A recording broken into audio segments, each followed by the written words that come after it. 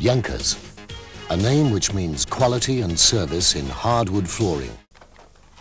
Where there is no space for either of the battening options, the unique Junckers clip system can be used.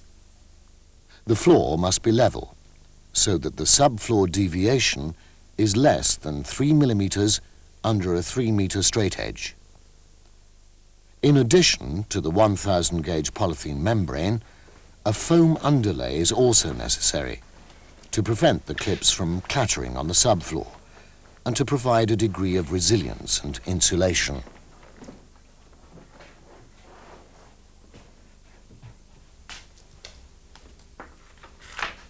Place your first clip no more than 80 millimetres in from the end of the board. In the first and last rows of boards, the clips need to be closer together and should be spaced 400 millimetres apart. But for the rest of the floor, the clip centres can be spaced further apart.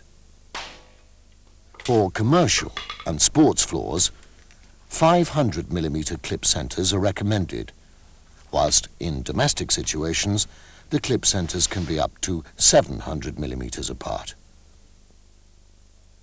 An average-sized domestic floor requires a minimum gap of 15 millimetres at the sides to allow for movement. Place compressible expansion strips at the ends of the boards to accommodate any unevenness in the wall. Place temporary wedges between the wall and the boards in order to maintain the expansion gap.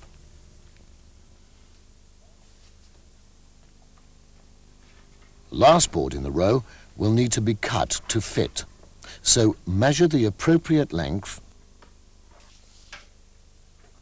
and cut accordingly.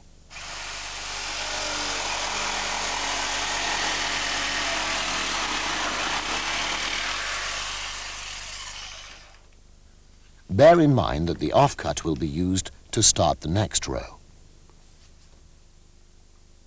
The tongues and grooves at the ends of all boards must be glued using Junckers PVA adhesive. Using the offcut from the previous row to start the next will ensure that the end joints are staggered and will create an attractive random stave pattern. To avoid damaging the tongue and groove, always use a wooden chock when knocking them into position.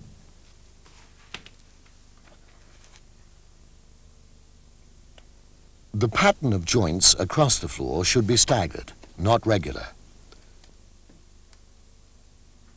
If too many joints are lining up with each other, trim the offcut further to ensure a stagger of a minimum of 80 millimetres.